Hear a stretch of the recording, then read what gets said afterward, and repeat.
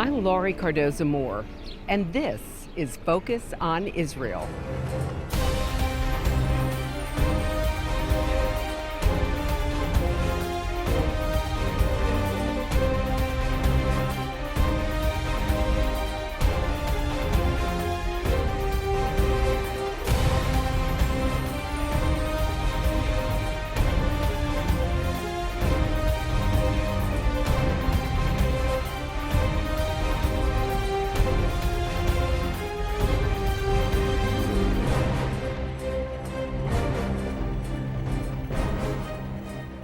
Many people don't realize that when they go to enjoy a big Hollywood blockbuster movie, they have the Jewish people to thank.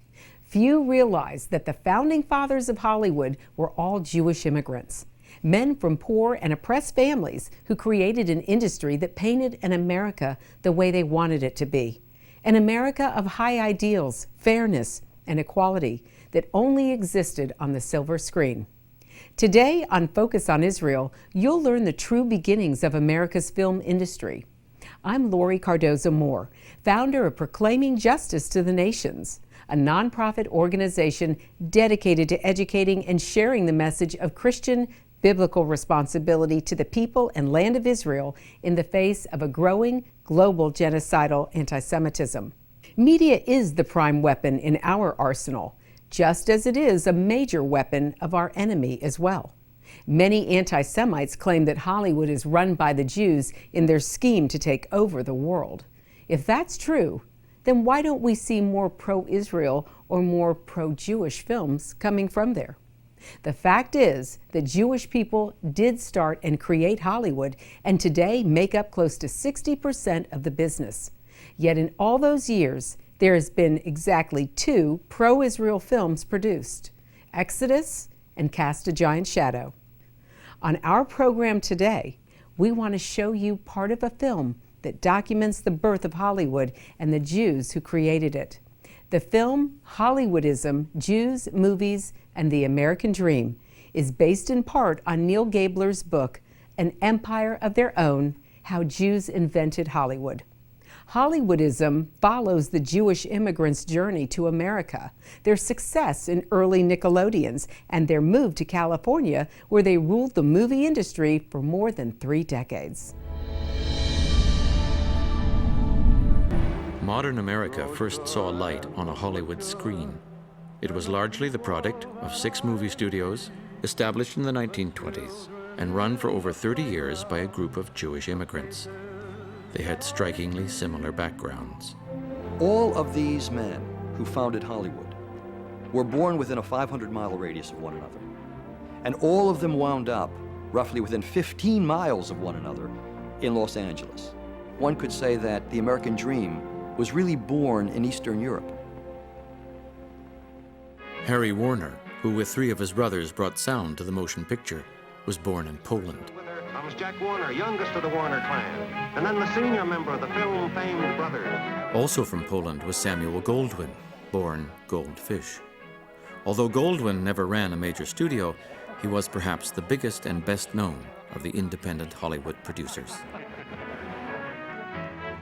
Universal founder Carl Laemmle came from a small town in Germany. Louis B. Mayer, who gave us the glory years of the MGM studio, was born in a Russian Jewish village. William Fox and Paramount's Adolf Zukor were both born in Hungary. Fox's studio merged with 20th Century Pictures to form 20th Century Fox. The Hollywood movie moguls and their parents came from a place which was like a colossal pressure cooker. The Pale of Settlement in the Russian Empire was the only place where Jews could live legally under the Tsar. They had a very marginal existence, lived in poor villages. There was a tremendous degree of overpopulation. People were constantly migrating around this area. It really was the equivalent of a sort of huge Indian reservation. Not only were people poor, but there were very few things that they could do to earn a livelihood. Their neighbors were often violent. There were tremendous constraints on Jewish life and also a real sense of vulnerability. In these villages, religion and life were intertwined. Everyone spoke Yiddish, the Germanic language of the shtetl. These towns were alive with Yiddish songs, storytelling, theater, and humor that would eventually find their way to America. This rich cultural life insulated the shtetl Jews from their misery and the often hostile reality around them. Without warning, death could come crashing down on the defenseless shtetls, reminding the Jews that as a people they were permanent outsiders, vulnerable and powerless. Before the turn of the century, hundreds of thousands died in pogroms, massacres of Jews. This is where the founders of Hollywood came from. This is what they were fleeing and why they came to America. These harrowing experiences are reflected in many Hollywood films. Again and again, images of the rampaging oppressor, of the slaughter of the innocent, and of homes laid waste by fire make their way into American movies. The Jews of Eastern Europe, there were three ways to flee. The first was to stay where you were and participate in some Marxist or socialist movement where you could become part of a labor organization that would in turn create a great regime, a socialist regime in which Jews could be accepted as equals. The vast majority of Jews, 2 million out of 2.5 million, who left Eastern Europe to find their dream, went to America. Among these immigrants were the future founders of the studios. They came with little money and few belongings, but they brought with them a new vision of America. Hollywood was a dream dreamt by Jews who were fleeing a nightmare. The dream with which the Jews came to America was very quickly frustrated. They couldn't get into financial services. They could work for slave wages. They couldn't live in the good neighborhoods. They could live in tenement slums. And it didn't take long before a great number of them began to once again fantasize about what it would really mean to realize the original dream. Any business or profession that was thought to be honorable was in some way or other excluded to Jews, so that they went into businesses that were, in a sense, outside of this system of dominance. Hollywood's future founders quickly distinguished themselves as risk-takers and innovators. The first moguls tended to come from various aspects of the sales business. Dry goods sales, Laemmle was a clothier, Goldwyn was a glove salesman, Adolf Zukor in furs, Louis Selznick in the diamond business. And as they approached the motion picture industry, they approached it not from an engineering point of view, not from technology or machinery, but from how they can distribute a product. At the turn of the century, movies reflected the vision of America shared by Thomas Edison and the other men who invented the film industry. The films presented negative images of hook-nosed Jews, blacks, and others.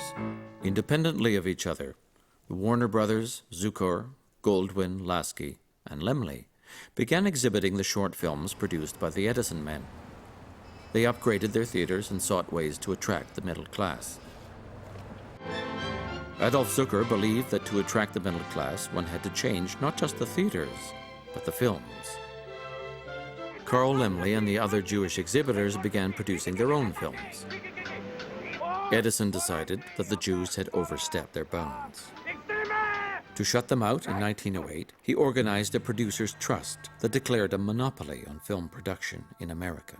But in 1912, to escape Edison and the goons he sent to enforce his control of the industry, the future moguls headed west to the orange groves of California.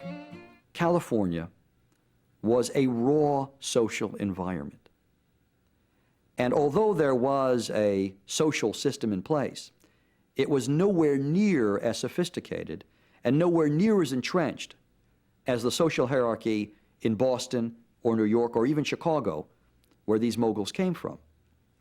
So coming to California, they realized that they could create their own social environment. In 1915, Carl Laemmle had decided to open a very large plant in the valley north of Hollywood, which they called Universal City, and they got themselves a postal designation for Universal City with its own mayor and its own police force. This was, the first movie-making city in the world.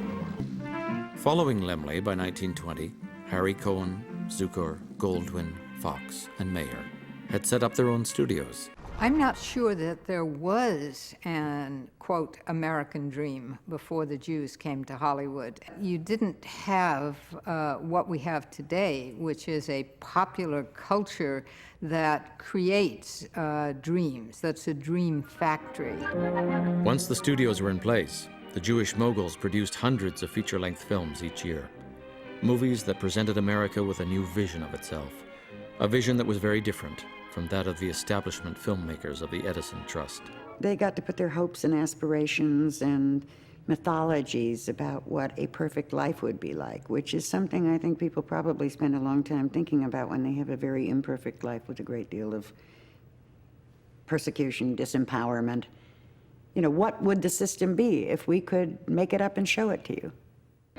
Unlike Edison, the moguls celebrated the working class while extolling middle-class values. The moguls created a fantasy version of their own lives. They created an America where families were strong. The flight from persecution had destroyed their own families. The movies showed the family as indomitable and treated mothers with reverence. A world of boundless optimism, happy endings, and homespun truths. Hollywood's America was made up of citizens who were industrious, religious, wholesome, and decent. And although they were of different classes and ethnicities, they were knitted together by a larger, almost spiritual sense of family. The moguls created the images, the icons, and the visual forms that we identify with the American way of life. This month marks the 70th anniversary of the historic Declaration of the State of Israel. God's sovereign hand can be seen all over this land. Included in the celebrations is the opening of the American Embassy right here in Jerusalem. In honor of this celebration, PJTN is offering a special 70th anniversary package, which includes a captivating new book and an award-winning DVD. Israel Rising is a unique visual story of Israel's miraculous journey from unforgiving desert to thriving nation. Thousands of years ago, the prophet Ezekiel foretold a future time in which the arid land of Israel would come alive for its people. Now this breathtaking book documents the fulfillment of this vision, as rarely seen photographs from the 1880s to the 1940s are juxtaposed with recent photos of the same locations. This book will inspire and captivate you as it illuminates Israel's foretold awakening in a new and unforgettable way. In addition, you'll receive the award-winning documentary, Israel Indivisible: The Case for the Ancient Homeland. This inspiring film examines the many political twists and turns that make Israel the world's most controversial nation. From Abraham and the Promise to the issues facing the Jewish state today, the film examines the historical, archaeological, legal, and biblical foundations for the modern state of Israel.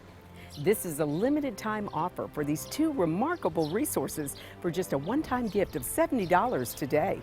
Your generous donation will help ensure that PJTN stays on the front lines and in the headlines of all the important issues facing Israel and our Jewish brethren. So please go to pjtn.org today.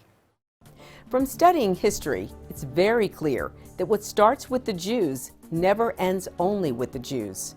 We must strongly stand against any anti-Semitic trends, for if not stopped, they'll cause harm to all of us, and we'll witness the downfall of our Judeo-Christian Western culture.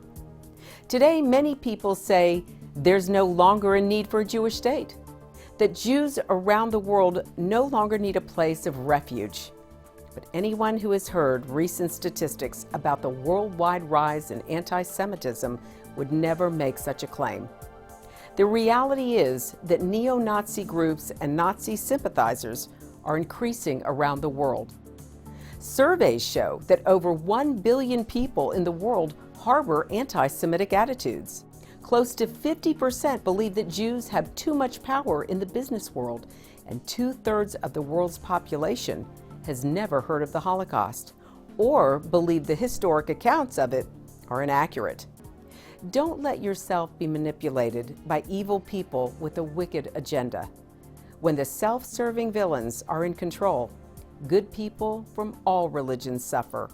Muslims, Christians, and all people of conscience should stand proudly and show respect for a country that gives so much to the world in so many ways. Do your part. Do your research and do what you can to make a difference. Because what happens in Israel does affect us all. This is not just a Jewish or just an Israeli problem. This is a problem for all humanity, for each and every one of us who believe in freedom and human rights. Learn more about what you can do at pjtn.org. In Hollywood, they joked that the moguls went from Poland to polo in just one generation. Some of them sent their children to Catholic schools. Their efforts to reinvent themselves seemed boundless. They even hid their Jewishness from their children and grandchildren. Often the first thing to go was the Jewish name. The Hollywood Jews were obsessed with erasing anything Jewish in their films, their lives, and the lives of their stars. Isser Danielowitz Dembski became Kirk Douglas. Leo Jacobi became Lee J. Cobb. Shirley Shrift became Shelley Winters. Bernard Schwartz became Tony Curtis. David Kaminsky became Danny Kaye. Emmanuel Goldenberg became Edward G. Robinson. The G was a reminder of who he really was. They had left the old world penniless, and in less than 20 years they had become the highest paid executives in America. In fact, for almost a decade, Mayer was the highest salaried man in the world. At this point, they might have concluded that their transformation from Eastern European Jews into Americans was complete. But history intervened to remind them of their origins. It was difficult for the Moguls to entirely abandon their Jewishness while the Nazis were persecuting their European kin. Some of the Hollywood Jews could not ignore these events. In 1939, a group of stars, including John Garfield, Edward G. Robinson, and their spokesman, Melvin Douglas, risked their celebrity status to speak out against Hitler. Superman was invented by two Jewish kids in the late 1930s, when there also was a worldwide upsurge in very frightening anti-Semitism. Superman is discovered like Moses in the bulrushes. He's an immigrant from another planet who comes to Earth. He has his identity as a mild-mannered intellectual, but really underneath he's the man of steel. I think that's a very suggestive Jewish fantasy. Only Jews could have created a story based on the premise that all one needs is a Gentile demeanor to hide in plain sight. Warner Brothers made Confessions of a Nazi Spy only after their Jewish representative in Germany was beaten to death by Hitler's henchmen. Incredibly, this Hollywood film about the dangers of Nazism makes no reference to either Jews or anti-Semitism. All this changed on December 7, 1941, with the attack on the U.S. Navy at Pearl Harbor by Hitler's Japanese allies. Now, instead of telling Hollywood to keep quiet, the U.S. government began pushing them to fulfill their duty and make patriotic war movies. It's a wonderful time for the Hollywood Jews. I mean, here were a group of Jews who had spent their lives seeking legitimacy and seeking to be embraced by America. And World War II finally affords them that opportunity to be embraced officially. They are now real patriots. The movies were a tremendous propagandistic tool during this time.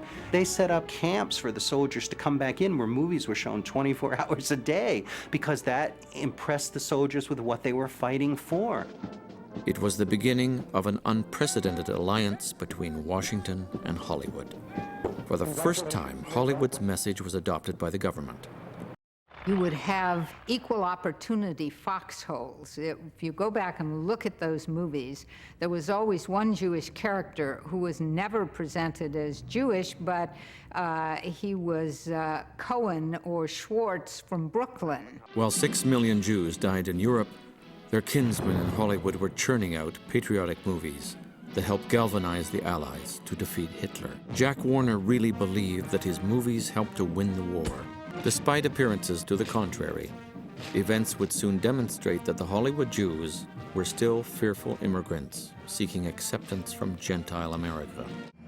To the Mogul's surprise, powerful men in Washington saw Hollywood's patriotism as nothing more than thinly disguised communism. Now, at the height of their success, the Hollywood Jews watched their dream fall apart. there became an identification in people's minds with the things that went together: intellectuals, Jews, Russians, communists.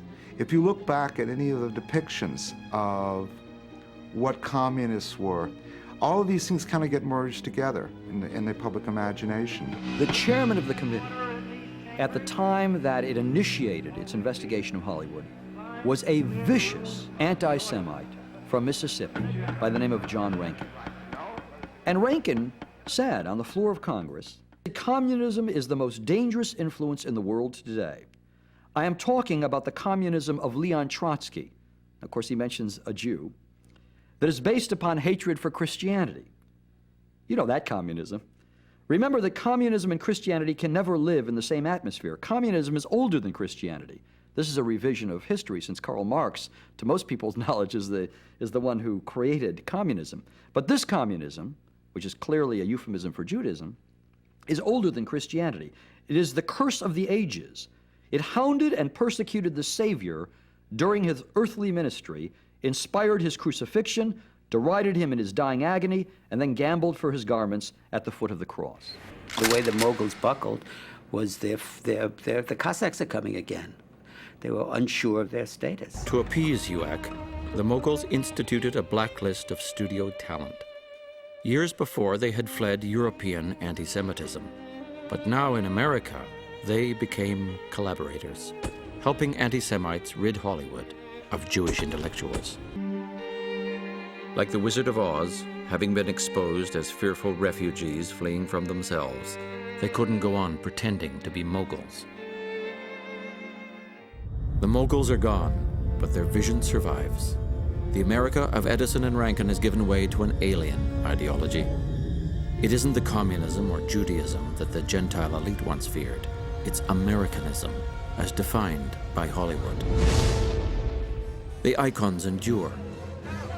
The little guy fighting the odds, the pogrom imagery, the desperate desire to survive, and the various races assimilating to create the ultimate happy ending. A white middle-class president articulating the Jewish experience writ large. A new global religion, Hollywoodism. Perhaps it's fate that today is the 4th of July, and you will once again be fighting for our freedom. Not from tyranny, oppression, or persecution, but from annihilation. We're fighting for our right to live, to exist. And should we win the day, the 4th of July will no longer be known as an American holiday, but as the day when the world declared in one voice, we will not go quietly into the night. We will not vanish without a fight. We're going to live on. We're going to survive.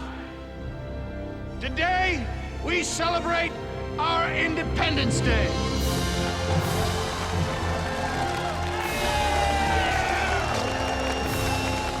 There was a Hollywoodism then, there's a Hollywoodism today.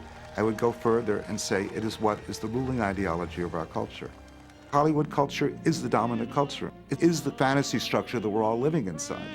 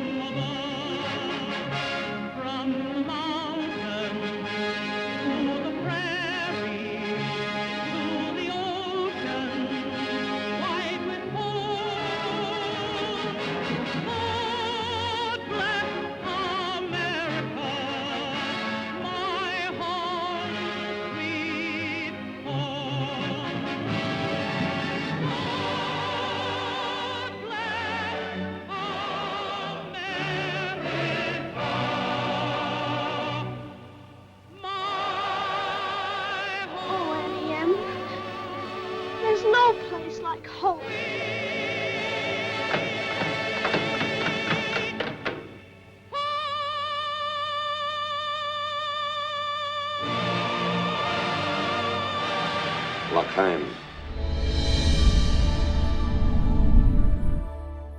Even though some of Hollywood's current product disappoints me greatly, overall and over time, Hollywood's messages that encourage and hearten all of us in our daily struggle still permeate the silver screen. And we have our Jewish brethren to thank for those moments of celluloid inspiration. That's our program for today. And I want you to know we appreciate hearing from you. Please send your comments and questions to comments@pjtn.org. The time to take a stand is now. Be a leader in your community and in your church. One person can make a difference. Get involved with and support pro-Israel organizations such as PJTN. Call your senators, congressmen, the White House. Let your elected leaders hear from you. Visit our website to learn more. Sign up to receive free action alerts and order our films to share with family and friends. Please encourage everyone you know to tune in and become informed. We'll see you next time on Focus on Israel.